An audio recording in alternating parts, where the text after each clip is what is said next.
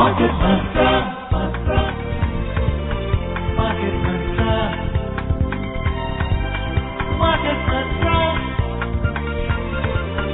Market Mantra. Market Mantra.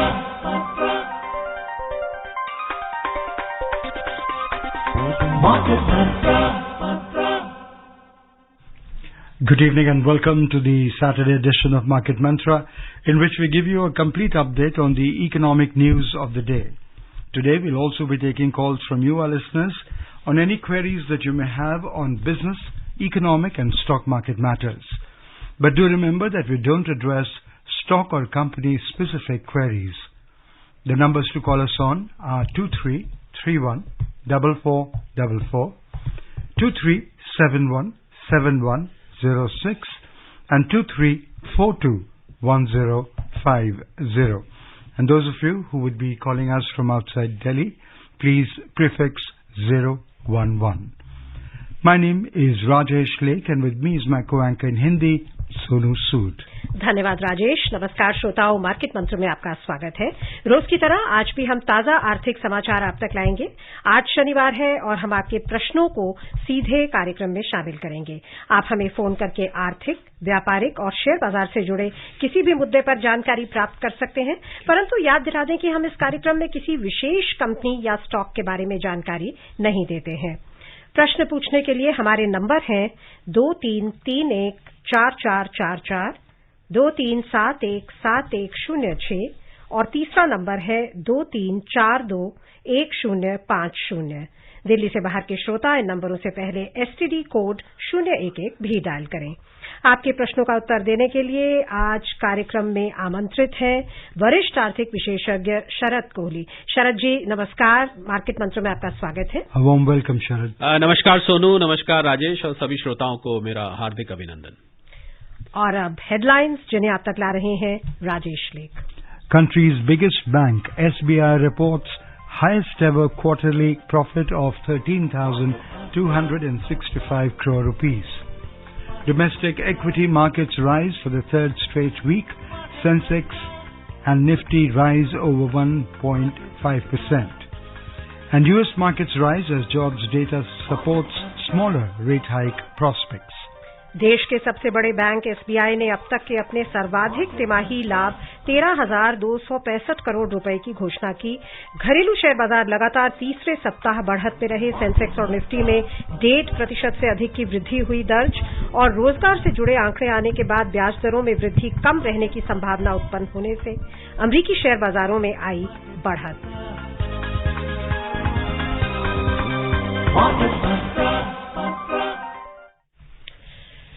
लेते हैं आज की पहली खबर। देश के सबसे बड़े bank state bank of India SBI ने 30 सितंबर को समाप्त दूसरी तिमाही के लिए अपना लाभ 13,265 करोड़ रुपए दर्ज होने की सूचना दी है, जो अब तक का एसबीआई का सर्वाधिक तिमाही लाभ है। बैंक के तिमाही लाभ में पिछले वर्ष की इसी अवधि के 7,627 करोड़ रुपए के मुकाबले 74% का उछाल दर्ज हुआ है। आलोच्य तिमाही में एसबीआई की कुल आमदनी 14% बढ़कर 88,734 करोड़ रुपए दर्ज हुई। बैंक की परिसंपत्ति गुणवत्ता में भी सुधार हुआ और सकल संकटग्रस्त ऋण ग्रॉस एनपीए कम होकर 3.5% दर्ज हुए। नेट एनपीए का आंकड़ा भी कम होकर 0.8% पर आ गया। क्या कहेंगे आप, देश का सबसे बड़ा बैंक एसबीआई 74% का उछाल लाभ में और हाईएस्ट एवर प्रॉफिट हुआ है, कैसे देखते हैं आप, क्या इंडिकेशन दे रहा है इकोनॉमी के बारे में? देखिए, हमने देखा कि बैंकों की जो पीछे एक तरफ से सफाई अभियान हुआ, उनमें जो एनपीएस थे उनको नेशनल एसेट रिकंस्ट्रक्शन कंपनी में कंसोलिडेट करने का भी मुहिम है और धीरे धीरे करके जो उनके यहाँ बैड लोन्स थे उनको उनकी सफाई हुई। दूसरा एक और बहुत अहम बात इसमें है जो कि पूरे के पूरे बैंकिंग सेक्टर के लिए है कि अभी जब हाल में जब रेट बढ़े हैं तो उसमें हमने देखा कि बैंकों ने लोन की दरें तो बढ़ाई हैं पर डिपॉजिट्स उस स्पीड से नहीं बढ़े हैं डिपॉजिट। तो उससे क्या होता है, बैंक का फिर जो नेट इंटरेस्ट इनकम होती है, इसको हम एनआईआई कहते हैं, वो बढ़ जाता है। तो इसलिए सभी बैंकों के बॉटम लाइन्स में आपको सुधार देखने को मिला। आरबीआई द्वारा जो इंटरेस्ट रेट बढ़ाया गया उसका फायदा मिल रहा है और डिपॉजिट्स में अभी थोड़ा सा वो कंजूसी कर रहे हैं और धीरे धीरे करके बढ़ा रहे हैं, तो उसका जो डिफरेंशियल लाभ है वो उनको मिल रहा है. Joining us from Delhi is Gautam. Gautam, we welcome you. Please ask your question. Very much. सभी को मेरा नमस्कार. Sarad sir, regarding steel sector and FMCG sector in coming 1 to 3 years, what is your outlook? Thank you very much. Gautam, FMCG sector has always been good ever since COVID came, if you remember, and the future also seems very bright because India is primarily a consumer-driven economy. About 55 to 60%, shall I say, of the economy constitutes consumption. So therefore, FMCG is, as we all know, fast-moving consumer goods. So there's always a big market, and it's a rapidly expanding market. अभी आपने देखा होगा जो चीजें शहरों में पहले मिलती थी अब गांवों में मिलती हैं, and Indian rural market is very very big. So I think I see a very bright future for FMCG. However, it should be, as you rightly said, it should be looked at from a long-term perspective. That is from 3 to 5 years, and I'm sure you're going to get good returns, but you have to be patient. You will keep witnessing bounces here and there. You might see it going down sometime, but overall I see bright prospects, Gautam. Delhi से नीरज है हमारे अगले collar. आपका स्वागत है, सवाल पूछिए. जी, आप सबको नमस्कार. सर, मैं आपकी व्यक्तिगत राय जानना चाहूंगा कि ग्रे मार्केट प्रीमियम GMP के आधार पे किसी IPO में पैसा लगाना कितना सही है, और दूसरा ये कि जो हमारा एग्जिस्टिंग निवेश है शेयर्स में, वहां से पैसा निकाल के IPO का जो लिस्टिंग गेन है उसमें इन्वेस्ट करना या इसमें बैलेंस बनाना, क्या आप सुझाव देना चाहिए एक बहुत ही छोटे रिटेल निवेशक को? बहुत शुक्रिया सर, धन्यवाद. देखिए नीरज जी, मैं ग्रे मार्केट प्रीमियम का बहुत ज्यादा सपोर्ट नहीं करूंगा, क्योंकि उसका नाम ही स्वयं अपने आप में उत्तर देता है. जब आप ग्रे मार्केट बोलते हैं तो वहां पर शेडी होता है, कई बार डिलीवरीज नहीं मिलती हैं, पैसा लोग लेके, बहुत किस्से सुनने में आते हैं, पैसा ले लिया और फिर लॉट प्रिंट नहीं हुई, किसी ने पैसा लेके मार लिया, पैसा लेके भाग गए. तो मैं आपको सलाह ये दूंगा नीरज जी के ग्रे मार्केट से तो दूर रहना चाहिए, और ग्रे मार्केट प्रीमियम की हम जिस प्लेटफॉर्म पे हैं वहां तो हम वैसे ही इसकी वैधता पर प्रश्न चिन्ह लगाना चाहेंगे. जो ऑफिशियल जब डेट खुलता है IPO का तभी आप अप्लाई करें, और आपकी अगर उसमें अलॉटमेंट आ जाती है. और जहां तक आपने बात करी कि क्या सेकेंडरी मार्केट से निकाल के लिस्टिंग गेन्स को, तो ये तो नीरज जी बहुत स्पेसिफिक इसका उत्तर दिया जा सकता है कि किस स्क्रिप्ट में आप अभी हैं सेकेंडरी मार्केट में, उसके आगे क्या प्रोस्पेक्ट्स हैं, उसके आगे क्या संभावनाएं हैं बढ़ने की. और दूसरा, जहां लिस्टिंग गेन्स की आप बात कर रहे हैं तो कौन से IPO, क्योंकि हर IPO नीरज जी यूनिक है. एक IPO दूसरे IPO के ट्रेंड पर नहीं चलता है, हम सब जानते हैं. 2, 3, 4 IPO आप लें तो चारों के आपको लिस्टिंग गेन्स अलग मिलेंगे. कोई प्रॉफिट पे होता है, कोई एट पार होता है, बहुत कई बार लॉस पे भी लिस्टिंग हो जाती है, कई बार वो प्रॉफिट होल्ड नहीं कर पाता है. तो ये बहुत स्पेसिफिक सवाल है नीरज जी के सेकेंडरी मार्केट से निकाल के. ये प्योरली डिपेंड करेगा कि सेकेंडरी मार्केट में आप कहां पर खड़े हैं और लिस्टिंग गेन्स आप किस IPO की बात करें. क्योंकि हम यहां पर कंपनी विशेष का नाम नहीं लेते हैं तो बहुत पिन पॉइंटेड उत्तर नहीं, पर जनरली आप आपका देखिए, आपका लक्ष्य होना चाहिए प्रॉफिट कमाने का, पैसा कमाने का. तो आपको इधर आ रहा है तो इधर कमाइए, उधर मिल रहा है आपको लग रहा है बहुत अच्छा प्रॉस्पेक्ट है तो आप उधर भी जा सकते हैं. अपने लक्ष्य पे आप केंद्रित रहें, और मुझे उम्मीद है कि आपको जो मैं कह रहा हूं वो सलाह पूरी तरह से समझ में बैठ गई होगी. जी, Bharat Bhushan from Delhi joins us. Bharat, we welcome you. Yes sir, नमस्कार सर. नमस्कार सर नमस्कार है. नमस्कार भारत भूषण जी. सर, जैसा कि हमारे देश में जो आयात और निर्यात है हमारे देश का जी, इसमें सर की कृषि आधारित जो हम दलहन और तिलहन का भी अभी भी आयात करते हैं, क्योंकि हमारी घरेलू खपत ज्यादा है उत्पादन के मुकाबले. जी सर, परंतु क्या हम दलहन और तिलहन के उत्पादन को बढ़ा के इस आयात को कम कर सकते हैं? क्योंकि सर ये कृषि उत्पाद है, हमारे पास गेहूं और धान का अपार भंडार हो जाता है, जितनी हमारी है उससे 10 गुना ज्यादा हम उत्पादन कर लेते हैं, परंतु वहीं पे तिलहन और दलहन के लिए हमें अन्य देशों पे. जी धन्यवाद. देखिए भारत भूषण जी, बहुत अच्छी बात है. सारे तिलहन और दलहन तो हम आयात नहीं करते हैं. कुछ एक हैं जहां पर कभी कभी शॉर्टेज महसूस होती है, जहां पर हमको कभी कभी मंगाना पड़ता है. बहुत ऐसा नहीं है कि हम बहुत बड़ी मात्रा में इनका आयात करते हैं. हमारी जो लिस्ट ऑफ इंपोर्ट्स हैं जिसमें बड़ा फॉरेन एक्सचेंज आता है और बड़ी क्वांटिटी आती है, उसमें दलहन तिलहन बहुत ऊपर नहीं है, उस लिस्ट में बहुत नीचे है. पर हाँ, आपकी बात दुरुस्त है. अगर हम आत्मनिर्भरता की तरफ बढ़ें और हमारे जो कृषि भाई हैं वो इसकी भी खेती की तरफ ध्यान दें। तो ये तो मुझे लग रहा है कि किसानों की, जो हमारे किसान भाई हैं, उनको सोचने वाली बात है।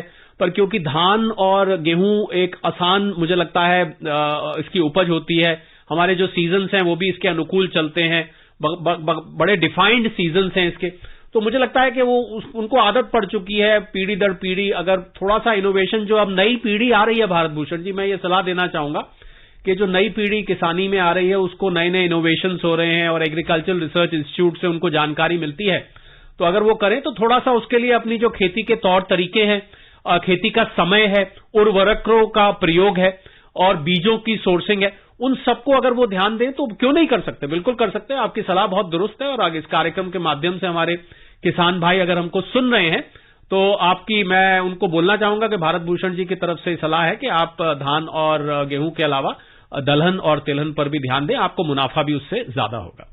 आइए अब चलते हैं थाने, जहां से संजय है हमारे अगले श्रोता। बहुत बहुत स्वागत, सवाल पूछिए। Good evening sir, this is Sanjay Katkar calling from Thane, Mumbai. जी, good evening. I have a question. What is the outlook for automobile sector for the next, say, 5 years, and particularly in the segment of electric vehicles? Very bright prospects, Mr. Sanjay. Since I was about to say electric vehicles, you already said it. Yes, the companies which are putting in a lot of effort on research and development in electric vehicles, who are innovating electric vehicle technology faster than others, I think they should be looked at.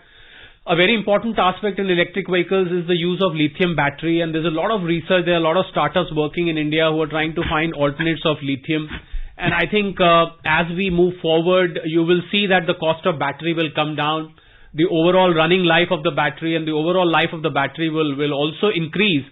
So I think the companies which are looking at electric vehicles and which are focusing on electric vehicles, yes, their bottom lines will improve, their sales will improve, and obviously their stock prices will move along with in accordance with the fundamentals in the long run, Sanjay ji. So please look for those companies which are focused on electric vehicles. Raza joins us from Delhi now. Raza, we welcome you. Yes sir. जी, सवाल पूछें अपना। शरद जी, good evening. Good evening रजा भाई। Sir, ये gold investment जो है, ये question बहुत time से मेरे माइंड में, बचपन से, बल्कि जी बड़ा जनरल क्वेश्चन है ये कि गोल्ड इन्वेस्टमेंट हमेशा बहुत अच्छा समझा जाता है, हमेशा अप्रिशिएट होती है वैल्यू जी। अच्छा, गोल्ड के बिस्किट कॉइन्स हम परचेज कर सकते हैं बैंक से या MMTC से जी, या और भी ज्वेलर्स वगैरह, लेकिन जब इसको हम सेल नहीं कर सकते, मतलब कैश में कन्वर्ट नहीं कर सकते, तो ज्वेलर्स के पास जाओ तो वो जो है, मतलब उनका वो चीज से पैसे देते नहीं। एक ज्वेलर उसी का 10,000 देता है, दूसरा 20,000 बोलता है। तो मतलब ये जैसे गोल्ड इन्वेस्टमेंट हमने किया, तो जब हमको जरूरत हो तो रियलाइज भी हो सके, जब हमको बिल्कुल आपका क्वेश्चन समझ में आ गया रजा भाई। देखिए, आजकल इसी समस्या को लेकर भारत सरकार ने इस पे विचार किया था और आपको याद होगा एक हॉल मार्किंग ऑफ गोल्ड शुरू किया गया था कुछ वर्ष पहले, और अब धीरे धीरे जितने भी ज्वेलर्स हैं और जो भी गोल्ड के कॉइन्स आते हैं, बिस्किट्स आते हैं, गोल्ड के बार्स आते हैं, उन सब पे हॉल मार्किंग हो गई है। तो अगर आप ब्रांडेड और हॉलमार्क गोल्ड ले रहे हैं तो ये आपको जहां भी आप एनकैश कराने उसको जाएंगे, बेचने जाएंगे, आपको दिक्कत नहीं आएगी। ये दिक्कत तभी आती है जब आप, होता क्या है कि मोहल्ले के किसी ज्वेलर के पास चले गए आप, तो वो उसका फिर फायदा उठाने की कोशिश करता है या उसको पूरी जानकारी नहीं होती। तो मेरी सलाह ये है, आप जो अधिकृत ज्वेलर्स हैं या अधिकृत गोल्ड के ट्रेडर्स हैं, उनके पास जाके आप इसको रियलाइज करें। अब आपके, क्योंकि आपने कहा कि आपके मन में बचपन से सवाल है, वाकई बचपन में आप जब छोटे थे तो सिचुएशन बहुत फर्क थी, और अब आप बड़े हो चुके हैं तो गोल्ड की मार्केट भी बहुत मैच्योर हो चुकी है आपके साथ साथ। तो आप जाएंगे तो हॉल मार्किंग अगर आप करके लेंगे तो अब आपको रियलाइजेशन में उतनी दिक्कत नहीं है, पहले थी। और आप जब एक दो ज्वेलर्स के पास जाते हैं तो पता लग जाता है कि कौन थोड़ा सा पैसा बनाने की कोशिश कर रहा है, तो आपको मालूम पड़ जाएगा। और आजकल तो गोल्ड प्राइसेस आप इंटरनेट पे अपने फोन पे गूगल करें और आपको तुरंत गोल्ड प्राइसेस MCX पे और दुनिया भर की गोल्ड प्राइसेस पता। तो अब वो पॉसिबल नहीं है रजा भाई, आपके बचपन की बात बचपन में छोड़ आइए, अब बहुत दुनिया आगे बढ़ चुकी है, आपके गोल्ड की पूरी प्राइस मिलेगी। दिल्ली से ही है हमारे अगले श्रोता RS दहिया, आपका स्वागत है, सवाल पूछिए। शरद जी नमस्कार। नमस्कार दहिया साहब। मार्केट मंत्रा टीम को भी नमस्कार। जी नमस्कार। कोहली जी से मेरा सवाल है कि he has been recommending defence sector is a good investment opportunity. हाँ जी.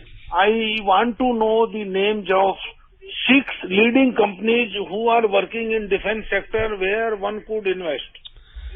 दहिया साहब देखिए, आपको अगर आप तो नियमित श्रोता हैं, बहुत पुराने श्रोता हैं, और शुरू से जब से कार्यक्रम आता है ओपनिंग रिमार्क्स जो हमारे माननीय एंकर्स देते हैं उसमें एक लाइन मुझे भी याद हो गई है अब वो जब बोलते हैं, क्योंकि मैं यहीं बैठा होता हूं कि यहां किसी कंपनी विशेष की बात नहीं की जाएगी.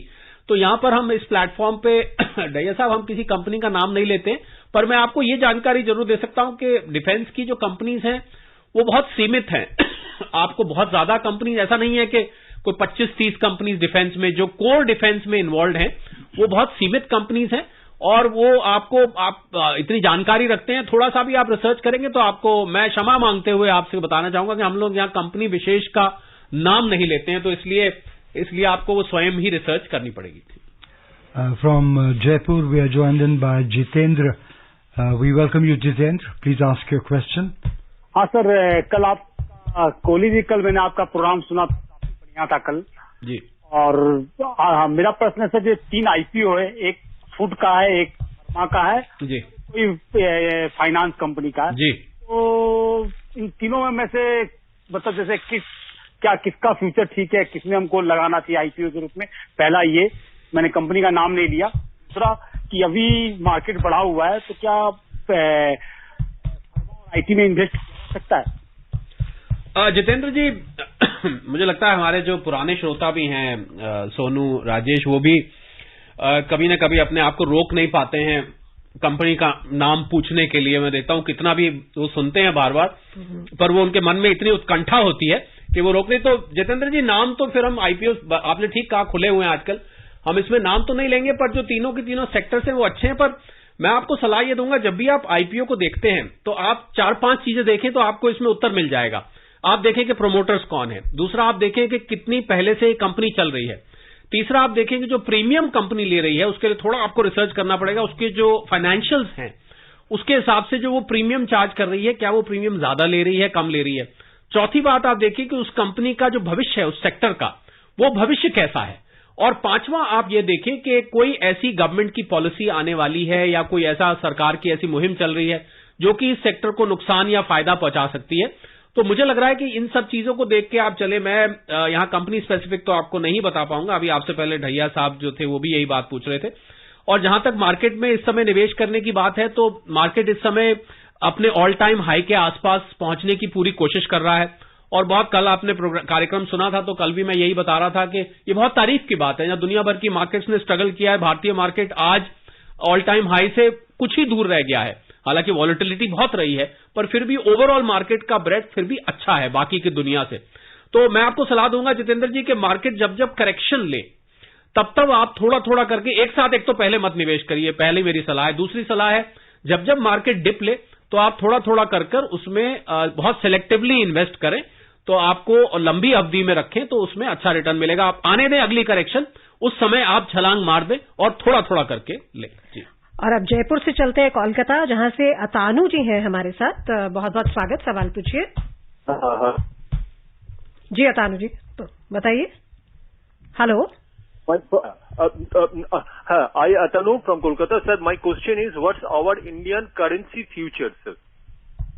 Okay, Atanu ji, currency's future is very good. India's the government in India is trying for rupee acceptability of the country of the currency internationally, and we are already importing oil and some of the other things from Iran, Russia, and some countries where some of the payments are being made in rupees as well. So therefore, as Indian economy strengthens, where India is a bright spot at the moment, and with the flux of time, as the Indian economy strengthens, you will find that the currency will gain more acceptability. The currency will become stronger. Although I agree that only against dollar, the currency has shown weakness. But if you see our currency's performance against rest of the currencies, when I say Swiss franc, I speak of the British pound, I speak of the euro, I speak of the Japanese yen, I speak of the Swedish krona, basically the dollar index currencies, the Canadian dollar. So the currency has not done bad at all. We are amongst one of the best performing currencies if we leave out the dollar, because dollar has gained strength. So therefore, currency's future is bright, Mr. Atanu. I don't know what is the reason why you're asking, because either you want to invest or you're generally asking for your knowledge sake. Well, I think with India's future being bright, India's rupee future automatically has to be bright. From Bhopal, we are joined in by Shankar. Shankar, we welcome you. नमस्ते market मंत्रा team. नमस्ते, सवाल पूछें। ये fade के ऊपर है, अभी fade कितने रेट और बढ़ाएगा और क्या हम भी उसी डायरेक्शन में जाएंगे लगातार जब तक फेड बढ़ाता जाएगा, तो हमारी आरबीआई भी उसी डायरेक्शन में बढ़ती जाएगी। अब इसका देखा जा रहा है परिणाम, एसबीआई और बाकी सरकारी बैंकों के शेयर बहुत अच्छे चल पड़े हैं। प्राइवेट बैंक क्यों नहीं चल रहे हैं, क्या वो भी आगे चलेंगे? और ये जो फेड का जो रेट बढ़ाने का जो सिलसिला है वो क्या 2 और क्वार्टर चलेगा या और 3 क्वार्टर चल सकता है? मतलब अक्टूबर अगले साल दिवाली तक वो रेट बढ़ाते रहेंगे? आपकी इसके बारे में क्या विचार है? देखिए, आपने तो भोपाल से शंकर जी आपने तो पूछ लिया दिल की बात जेरोम पावेल साहब की। अब इनके दिल की बात तो वो ही जाने। अमेरिकन सरकार भी, बाइडेन सरकार भी गैस करती रहती है कि पावेल साहब अब क्या बोलेंगे। बाकी जो उनकी कमेंट्री आई है, अगर आपने वो ध्यान से पढ़ी हो, मैंने उसको काफी अध्ययन किया, और उन्होंने बहुत क्लैरिटी नहीं दी है कि अभी बढ़ेगा, क्योंकि जब तक ये तो डिपेंडेंट है सीधा सीधा शंकर जी इन्फ्लेशन पर। अगर इन्फ्लेशन नियंत्रण में आ जाता है तो उनको इंटरेस्ट बढ़ाना बहुत अच्छा नहीं लग रहा है। ये भी मैं आपको बता दूं, क्योंकि ब्याज बढ़ाने से ग्रोथ को कॉम्प्रोमाइज करना पड़ता है। तो मुझे लग रहा है जितनी जल्दी इन्फ्लेशन नियंत्रण में आएगा, तो मुझे लग रहा है आने वाले, हो सकता है अगले क्वार्टर में 50 बेसिस पॉइंट, या अगर इन्फ्लेशन ना नियंत्रण में आए तो फिर 75 बेसिस पॉइंट।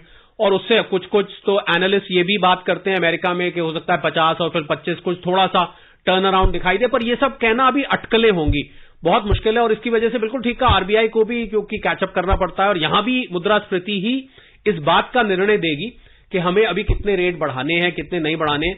मुझे लग रहा है कम से कम, बहुत लंबी अगर मैं भविष्यवाणी ना भी करूं, तो आने वाले 1-2 monetary policy committee meeting India की और फेड मीटिंग अमेरिका की, अभी आप तो आगे बढ़ने के लिए तैयारी करके रखिए। कितना आगे जाएगा ये समय बताएगा। बहुत डायनेमिक परिस्थिति है शंकर, समय समय पर बदलती रहती है, तो इसलिए मुझे लग रहा है बहुत लंबी भविष्यवाणी करनी शायद सही नहीं होगा। और उन्होंने संक्षिप्त सा पूछा था कि private versus public sector banks. जी हाँ, प्राइवेट बैंक्स भी चलेंगे। जब बैंकिंग सेक्टर ओवरऑल अच्छा परफॉर्म करेगा शंकर, तो प्राइवेट बैंक्स में भी आपको उन्नति दिखाई देगी। मुझे लग रहा है बैंक निफ्टी अगर आप ओवरऑल देखें तो उसका परफॉर्मेंस बुरा नहीं रहा है। बैंक निफ्टी ने अच्छा परफॉर्म किया है, हालांकि उसको थोड़ी कैचअप करने की जरूरत है। और पीछे 2 बड़े प्राइवेट बैंक्स का मर्जर भी हो रहा है, उसकी वजह से भी थोड़ी उथल पुथल है। और प्राइवेट बैंक में कंपटीशन बहुत है, और वो अलग अलग साइज के हैं। हमने अभी स्टेट बैंक के रिजल्ट सुने, शुरू में आपने देखे बहुत अच्छे रिजल्ट निकल के आए हैं। जी हाँ, सबसे ज्यादा सफाई हुई है शंकर जी, तो वो सरकारी बैंकों की हुई है। इस वजह से आपको वहां बेहतरी दिखाई दे रही है। पर आई एम श्योर जो प्राइवेट बैंक्स है वो भी जल्दी ही कैचअप करके बैंकिंग सेक्टर जैसा चल रहा है उसको रिस्पेक्ट करेंगे। जी, अगले कॉलर है थाने से गुरुनाथ जी, नमस्कार, सवाल पूछिए। जी सोनू जी नमस्कार। जी, सवाल पूछिए। कोहली सर को भी नमस्कार। नमस्कार गुरुनाथ जी। सर मेरा क्वेश्चन एग्रीकल्चर से रिलेटेड है। जी, भी कुछ बात की है अपने। जी सर, अभी देखो 1947 में हमारी पॉपुलेशन 33 करोड़ थी। जी, फिर भी हम मतलब हमको आयात करना पड़ता था। जी, अमेरिका से जो जानवर को खिलाते थे गेहूं, वो उस तरीके का गेहूं आयात करना पड़ता था। जी, सवाल पूछे। हाँ, तो सर ये जो मतलब एम एस स्वामीनाथन इसके जनक कहा जाते हैं। जी, बाद हम मतलब उसमें एक क्रांति हो गई, हरित क्रांति बोलते हैं। जी, सर अभी जो हमारे देश में जो प्रतिशत जो किसान है वो छोटे किसान है, मतलब जिनके पास 1 हेक्टर या 2 हेक्टर से भी लैंड है। तो सर क्या मतलब 2050 तक एक एग्रीकल्चर का क्या फ्यूचर रहेगा? क्या हमारे मतलब ये जो छोटे किसान है ये क्या है, हमारा गुजारा होता ना, ये शहरों की तरफ भाग रहे हैं अभी? देखिए गुरुनाथ जी, सवाल आपका समझ में आ गया। थोड़ा आपने कमेंट्री तो बताया कि पहले क्या था। आपने जो भी आंकड़े दिए, जो भी फैक्ट्स दिए, वो ठीक है। देखिए, सरकार निरंतर प्रयत्नशील है। किसानों की आय, आपने स्वामीनाथन कमेटी की बात करी, किसानों की आय दुगनी करने की बात हो। एमएसपी सरकार ने 2022 में अभी हाल में भी बढ़ाई है, और फर्टिलाइजर क्षेत्र में, एग्रीकल्चर इंफ्रास्ट्रक्चर में। तो देखिए सरकार क्या करती है, सरकार का काम है एक प्लेटफॉर्म बना देना, इंफ्रास्ट्रक्चर डेवलप करके, उसके बाद वो सेक्टर जैसे प्रगति करता है वो करता है। देखिए सरकार ये तो है नहीं कि जमीनें छोटे किसानों को ले लेके, बड़े किसानों से ले लेके छोटे किसानों को दे दे, ये संभव नहीं है। और जो जमीन ऑलरेडी उपलब्ध है वो बड़ी नहीं करी जा सकती है, जिसके पास जितनी जमीन है। तो किसान भाइयों को तो हम सलाह ये देते हैं, जितनी भी जमीन आपके पास है, अभी आपसे पहले एक श्रोता पूछ रहे थे कि तिलहन और दलहन की खेती क्यों ना करी जाए, कमर्शियल क्रॉप्स की खेती क्यों ना करी जाए। तो मुझे लग रहा है किसानों के पास जितनी जमीन है उसका बेहतर इस्तेमाल करें, ना केवल खाली धान और गेहूं पे ध्यान देके। अगर आप कमर्शियल क्रॉप्स पे जाते हैं तो आप अपनी इनकम को बेटर कर सकते हैं। यही है। बाकी देखिए, रूपरेखा सरकार तैयार करती रहती है समय समय पर। और फार्मर प्रोड्यूसर ऑर्गेनाइजेशंस भी बहुत सारे, मैं अगर मैं खेती के इनिशिएटिव्स का सोनू यहां जिक्र करूं तो शायद पूरा का पूरा एक मार्केट मंत्र आप रखिएगा, हम खाली खेती पर बात करेंगे तो आपको वो रहेगा। जी, before we take Ratnakar's call, let's tell you that the domestic equity markets extended their winning streak for the third straight week and rose above 1.5% during the week on positive earning reports, FII investment and stability in rupee. The Sensex at the Bombay Stock Exchange jumped 991 points or 1.7% to close at 60,951, while the Nifty climbed 330 points or 1.9% to end at 18,117. In the broader market, the BSE Mid-Cap Index rose 0.4% and the Mid-Cap Index ended flat. At the Forex market, the rupee ended flat during the week to close at $82.43 against the dollar. And snapping the 4 days of losing streak, U.S. markets rose yesterday in volatile trade as investors wrestled with a mixed jobs report and comments from Federal Reserve officials on the pace of interest rate hikes. The Dow Jones Industrial Average rose 410 points or 1.3% to 32,412. The S&P 500 gained 51 points or 1.4% to 3,771. The Nasdaq Composite gained 134 points or 1.3% to 10,477. Ratnakar जी मुंबई से हमारे साथ हैं। रत्नाकर जी स्वागत है, सवाल पूछिए।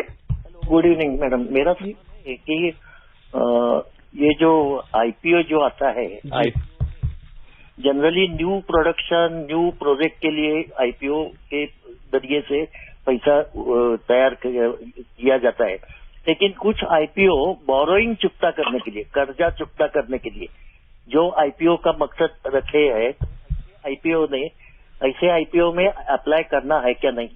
और दूसरा सवाल है कि फ्राइडे के इस मार्केट मंत्र में माननीय कोहली साहब ने बताया था कि शायद मार्केट अभी ऊपर भी जा सकता है, नहीं तो 5% डिक्रीज भी हो सकता है, तो उसके बारे में उनकी क्या राय है?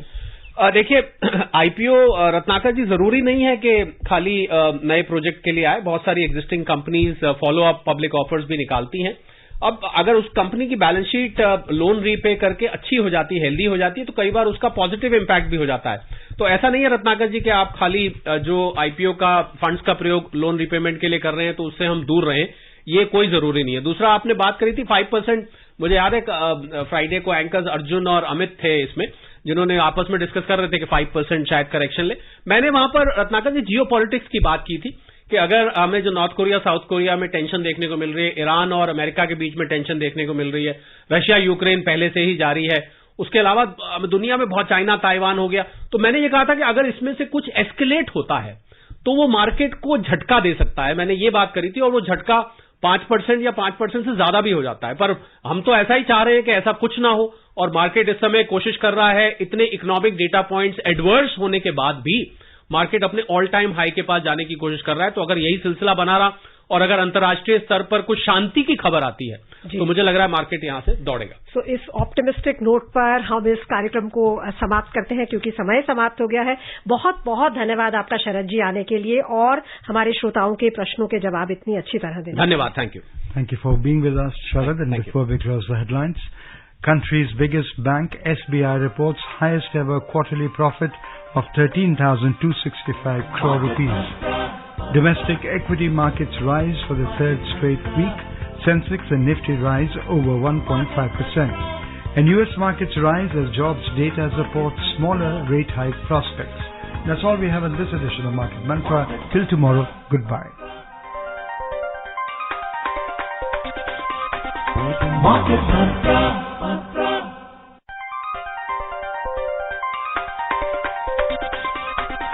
Market Mantra.